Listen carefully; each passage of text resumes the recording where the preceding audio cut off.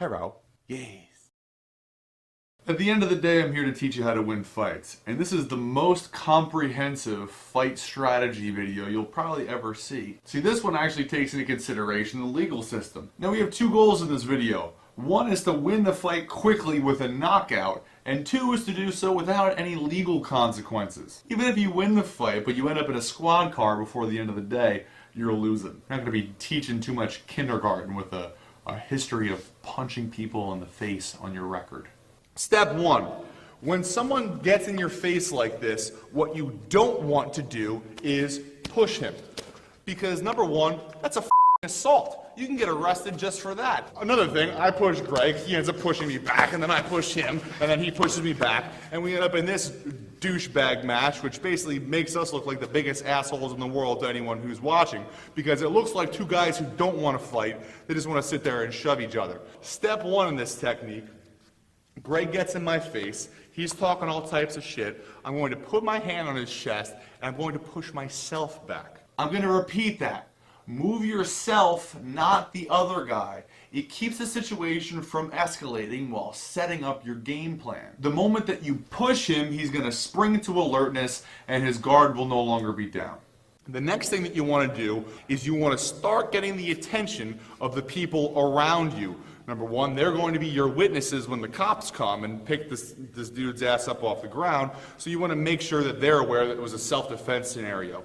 So I'm going to say something along the lines of, Greg comes at me, I'm going to be like, don't approach me again. If you do, I'm going to hit you. Or, even better than that, Greg approaches me, I'm going to say, I'm starting to feel really threatened. If you come close enough again, I'm going to hit you.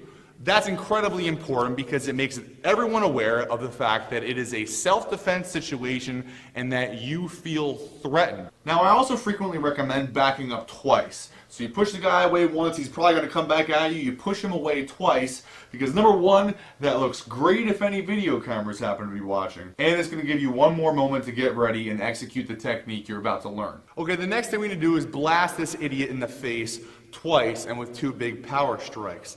Now we're going to lead off with a big right hand, and I wouldn't always tell you to come with a big right hand, but in this case the guy doesn't even necessarily know you're fighting yet. So we're going to fire in, driving off the back leg with a right straight left hook. Now the most important part of this is to go at the guy at a 45-degree angle. So without even throwing a punch, if I come in at Greg, wham, I'm moving slightly this way. The reason for that is, if Greg happens to throw a punch at me at the same exact time while I move off on this angle, whap, he misses and I can still spin for my hook. So I end up with an incredibly powerful entry, and it's also simultaneously an incredibly safe entry, which makes it sweet. I have more about that concept in my Angles of Attack video, which is also free on my website. Now the next thing I want to point out is that you want to aim for the chin twice, and you want to make these punches as fast as possible. Boom, boom, causing two really quick concussions to his brain. So there's two ways that I'll typically encourage people to do the footwork on this. Most times I will have people throw the right straight on the right foot step. 1, 2, and then if you're in close enough, boom, you just pivot the left foot. So it ends up being 2 steps and a pivot. Left, right, left pivot. Left, right, left pivot. The other way that I typically encourage people to do this is almost like the Fedor combination, where I step and I throw my right cross on my left foot, and then I jump pivot for the left hook. I'll leave it up to you. Either way, it's going to be massively badass, and it's going to be safe as long as you move off on that angle. So look, you just blasted this dude in the face twice, and with 2 big-ass power shots, probably in a public place.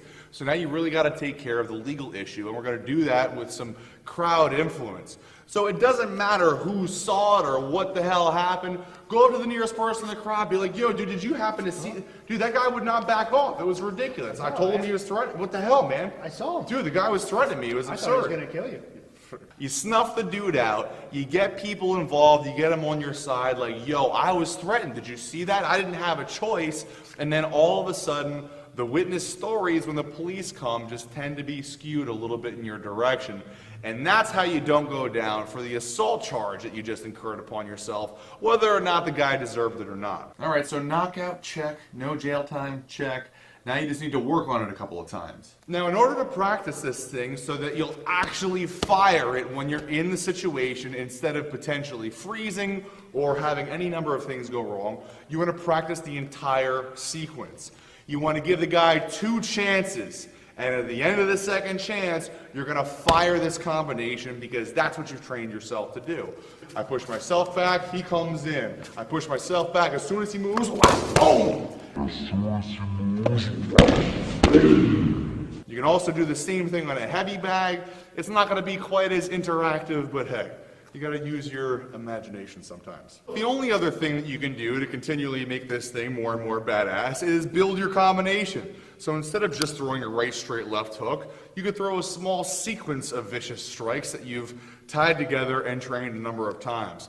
A very simple yet powerful addition might be a side clinch with a right knee. So for example, I slide it on Greg, bop, rip the hook, reach out for the side clinch where I just cup over his shoulders, whap, and I drill a knee into his body.